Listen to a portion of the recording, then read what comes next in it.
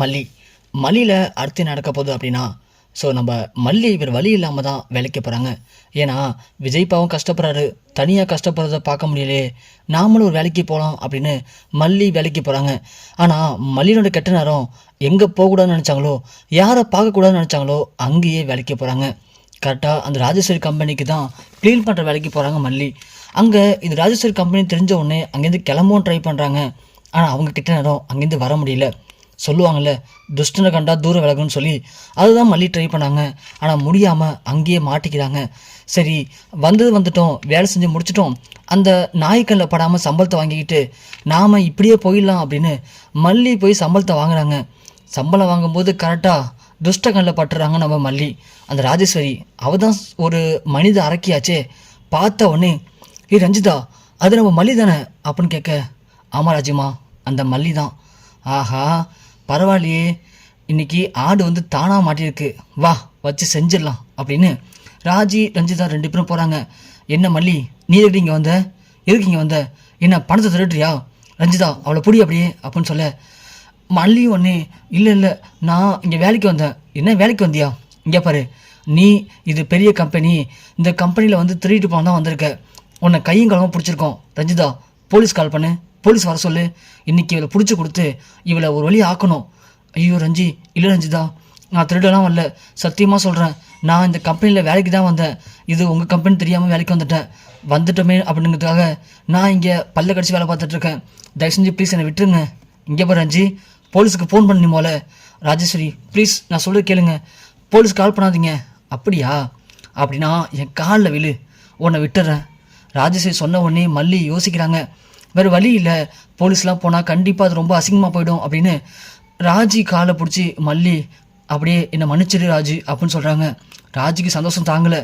ரஞ்சிதா பாத்தியா, என்ன பண்ணலாம், விட்டுருங்க ராஜிமா, பாவம் பொழைச்சி போகிறா அப்படின்னு சொல்ல, ராஜிமா கையில் பார்த்தீங்களா டச்சு ஃபோனு, ஆமாம் இவ கேட்டுக்கு டச்சு ஃபோன் தான் ஒன்று குறைச்ச அப்படின்னு ஃபோனை தூக்கி செவுத்தில் அடிக்கிறாங்க நம்ம ராஜேஸ்வரி. அந்த ஃபோன் அப்படியே போயிட்டு கரண்டு கீழே விழுது. மல்லி அழுதுகிட்டே போயிட்டு அந்த ஃபோனை எடுத்து கவர்லாம் போட்டுட்டு திரும்பி ராஜியை பார்க்குறாங்க. பார்த்து மனசுக்குள்ளே, நீங்கள் ரொம்ப ஓவராக போயிட்டுருக்கீங்க, கடவுள் கண்டிப்பாக உங்களுக்குலாம் இதுக்கு சரியான தண்டனை கொடுக்க தான் போகிறாரு அப்படின்னு இங்கே மல்லி மனசில் நினச்சிட்டு கிளம்பிடுறாங்க. நம்ம விஜய் எப்போதும் போல் கார்லாம் சர்வீஸ் பண்ணி முடிச்சு ரொம்ப களைப்பாக கிளம்புறாரு. கிளம்பும்போது நம்ம ராஜேஸ்வரி விஜய் வழி மறிச்சு, என்ன விஜய், இன்றைக்கி எத்தனை கார் தொடச்ச, எத்தனை காரை கழுவுன, இங்கே பாரு, நீ கடைசி வரைக்கும் இந்த காரை தொடச்சிக்கிட்டு காரை கழுவிக்கிட்டே உன் வாழ்க்கையை ஓட்ட வேண்டியதாண்டா அப்படின்னு சிரிக்கிறாங்க. விஜய் கோவப்பட்டு, இங்கே பாரு ராஜேஸ்வரி, திரும்ப சொல்கிறேன், என் வாழ்க்கையில் நீ தலையிடாத, நான் காரை கழுவுனா உனக்கு என்ன, காரை தொடச்சா உனக்கு என்ன, நான் உன்ன மாதிரி யாரை ஏமாற்றலாம், எப்படி சொத்தை அபகரிக்கலான்னு திட்டம் போடலை, நான் சொந்தமாக உழைக்கிறேன், உழைச்சி சாப்பிட்றேன், உன்ன மாதிரி மானங்கிட்ட போய் சாப்பிடல. விஜய் சொன்ன உடனே ராஜேஸ்வரிக்கு, ஆமாம் நான் மாநாட்டு போய் படைக்கிறேன்னா அப்போ உன் பொண்டாட்டி பண்ணுறது என்னடா, உன் பொண்டாட்டியை என் கம்பெனிக்கு வேலைக்கு அமைச்சிருக்க, அந்த அளவுக்கு மானங்கிட்ட போய் நீ தாண்டா இருக்க, என்னை பார்த்து இப்படி சொல்கிற. ராஜேஸ்வரி சொன்ன உடனே விஜய், என்ன சொல்கிற, மல்லி உன் கம்பெனிக்கு வேலைக்கு வந்தாளா, என்ன கதை விட்றியா, எங்களுக்குள்ளே தேவையில்ல பிரச்சனை கொண்டு பண்ணுறியா என்ன, நீ என்ன வேணும்னு சொல்லிக்கோ, எனக்கு அதை பற்றி கவலையே இல்லை, என் மல்லியை பற்றி எனக்கு தெரியும், என் மல்லி என்னை கேட்காம எதுவும் பண்ண மாட்டா. ஆமாம் கிழிச்சா, நீ தாண்டா கனவு கண்டுட்டு இருக்கணும், நீ தான் காலையில் காரை கழுவு வந்தானா திரும்ப நைட்டு தானே வீட்டுக்கு போகிற, அது வரைக்கும் இந்த மல்லி என்ன பண்ணுறா எது பண்ணுறான்னு உனக்கு என்ன தெரியும். அப்பயும் அப்படி தான் பிஸ்னஸ்னு கிளம்பி ஆஃபீஸ் போயிடுவேன், அந்த மல்லி இங்கே ஊர் பொறுக்கி தெரிஞ்சிட்டு இருந்தா, அதே மாதிரி தான் இப்பயும் என் கம்பெனிக்கு இன்றைக்கி வேலைக்கு வந்தா, அதனால் உன்கிட்ட சொல்கிறேன், நீ போயிட்டு உன் பொண்டாட்டியை பார்த்து வச்சுக்கடா போடா அப்படின்னு சொல்லிட்டு ராஜி கிளம்பிடுறாங்க. விஜய்க்கு சம கோவம், மல்லி அப்போ அங்கே வேலைக்கு போயிருக்காளா அப்படின்னு விஜய் கோவத்தோட வீட்டுக்கு வராரு. அன்னபூர்ணியத்தை மல்லி எங்கே அப்படின்னு கேட்க, மல்லி கொஞ்சம் வெளியே போயிருக்காப்பா, மல்லி வெளியே போயிருக்காளா, எங்கே போயிருக்கா, கடைக்கு போயிருக்கா, இப்போ தான் அப்போ நான் வந்துடுவா அப்படின்னு சொல்ல விஜய் குளிச்சுட்டு ரெடியாக உட்காந்துருக்காரு. மல்லி வரவே இல்லை. ஏன்னா மல்லி வேலையெல்லாம் முடிச்சு வரத்துக்கு நைட் ரொம்ப லேட் ஆகிடுது. மல்லி வந்தோடனே விஜய், மல்லி எங்கே போயிட்டு வர நீ இப்போ அப்படின்னு கேட்க, இல்லைங்க கடைக்கு போயிட்டு வரேன்.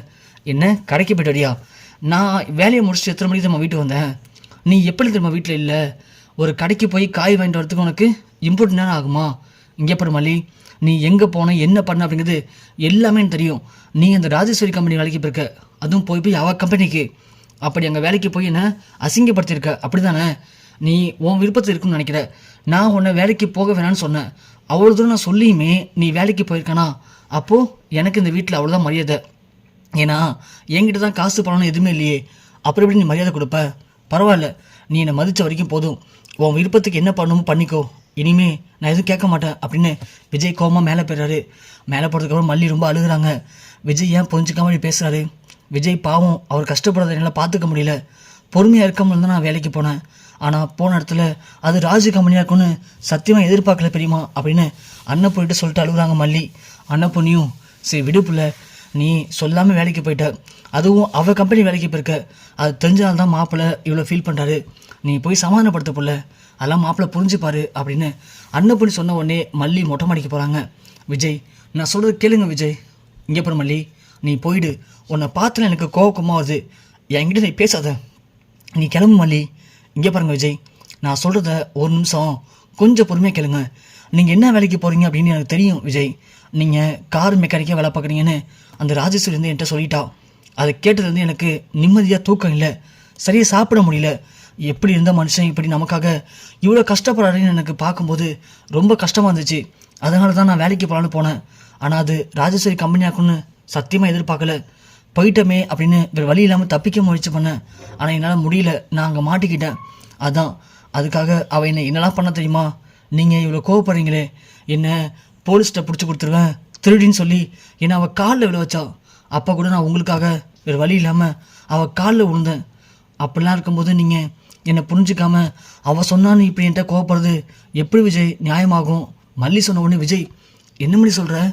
நீ அவள் காலில் விழுந்தியா? என்ன சொல்கிற? ஆமாம் விஜய், எனக்கு ஒரு வழி தெரியல விஜய். மல்லி அழுகுறாங்க. விஜய் ஒன்னே, மல்லி ஒன்னே காலில் விழிச்சிட்டால, வா மல்லி அப்படின்னு கூப்பிட. எங்கே விஜய் கூப்பிட்றீங்க? நீ வா மல்லி, நான் சொல்கிறேன்.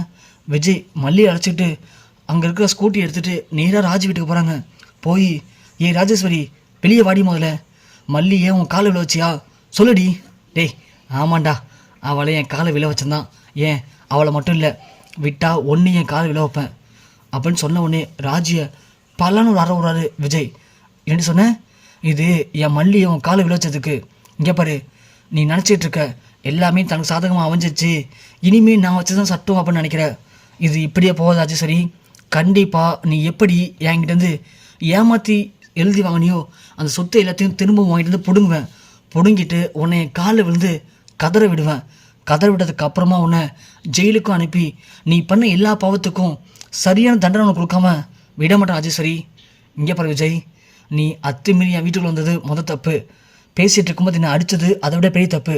உனக்கு நான் வார்னிங் தரேன். இன்னும் எண்ணி 10 நிமிடத்துக்குள்ளே ஒழுங்கு மரியாதையாக என் வீட்டை விட்டு வெளியே போயிடு. இல்லைனா ரஞ்சிதா போலீஸுக்கு கால் பண்ணு, போலீஸ் வரட்டும்.